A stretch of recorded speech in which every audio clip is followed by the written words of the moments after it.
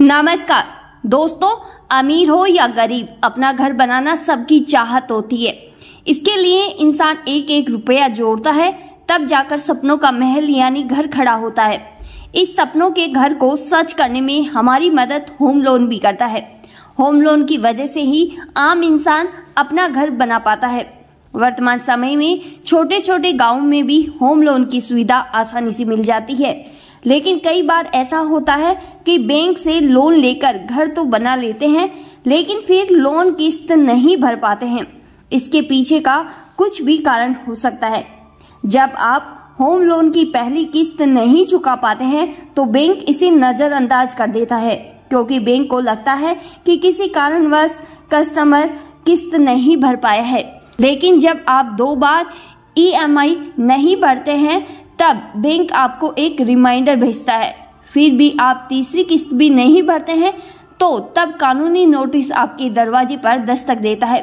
अगर नोटिस के बाद भी आप लोन नहीं चुका पाते हैं तो बैंक आपको यानी ग्राहक को डिफॉल्टर घोषित कर देता है और बैंक फिर अपने स्तर पर औपचारिक कार्रवाई करता है। आपको बता दें कि अगर बैंक आपको डिफॉल्टर घोषित कर देता है तो भविष्य में आपको कोई भी बैंक आसानी से लोन नहीं देता है। लेकिन अब RBI ने इस नियम में बड़ी राहत दी है। आइए समझते हैं इसे विस्तार से। अगर आप बैंक से लोन लेते हैं और किसी कारणवश बैंक लोन नहीं चुका पाते हैं तो बैंक फिर भी भविष्य में आपको लोन देगा। जी हाँ, RBI की तरफ से बैंकों को कुछ इसी तरह के अधिकार दिए गए हैं। RBI ने बैंकों से कहा है कि जानबूझकर लोन नहीं चुकाने वालों को भी लोन मिलेगा, हालांकि इसके लिए कुछ शर्तों का पालन करना होगा।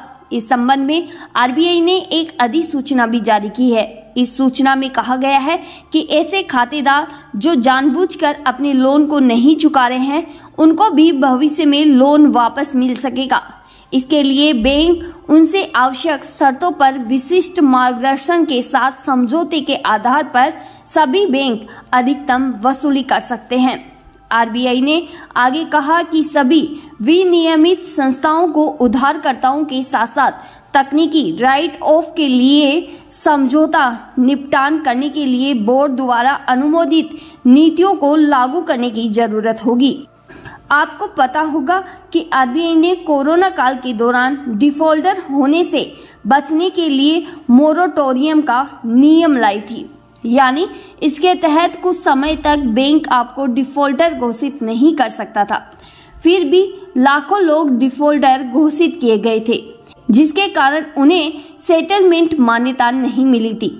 लेकिन अब RBI ने इसमें बड़ी राहत दी है।